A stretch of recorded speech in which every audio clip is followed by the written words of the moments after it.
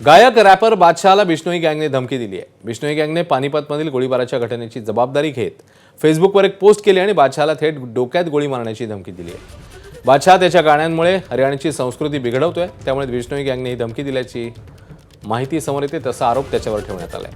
हरियाणवी गाणं टटिरीमुळे वाद निर्माण झालाय। या वादात आता लॉरेन्स बिश्नोई गँगने एंट्री घेतली आहे।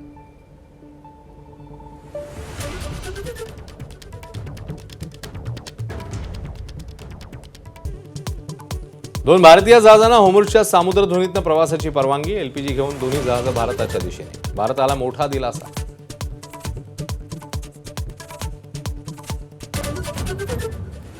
विरोधकांकडून गॅस तुटवड्यासंदर्भात जनतेमध्ये भीती निर्माण करण्याचा प्रयत्न। मुख्यमंत्री फडणवीसांचा जोरदार हल्ला बोलता राज्यात घरगुती गॅसचा तुटवडा नाही, रांगा लावू नका, मुख्यमंत्र्यांचं आवाहन।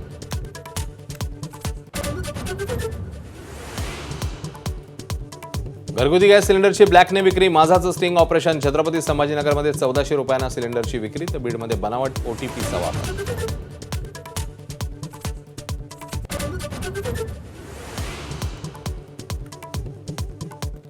राज्यामध्ये ठिकठिकाणी अवकाळी पावसाची हजेरी। कोल्हापूरच्या कापसी खोऱ्यात सोसाट्याच्या वाऱ्याने झाडं कोसळली, घरांचंही नुकसान। तर साताऱ्याच्या जावलीमध्ये गारांचा पाऊस, गहू आणि ज्वारीला मोठा फटका।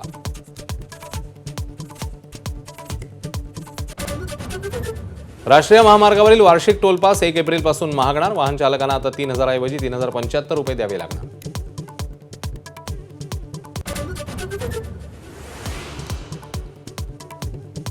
गायक रॅपर बादशाह बिश्नोई गँगच्या निशाण्यावर। फेसबुक पोस्ट करत डोक्यात गोळी मारण्याची धमकी। बादशाहच्या गाण्यांमुळे हरियाणाची संस्कृती बिघडत असल्याचा आरोप।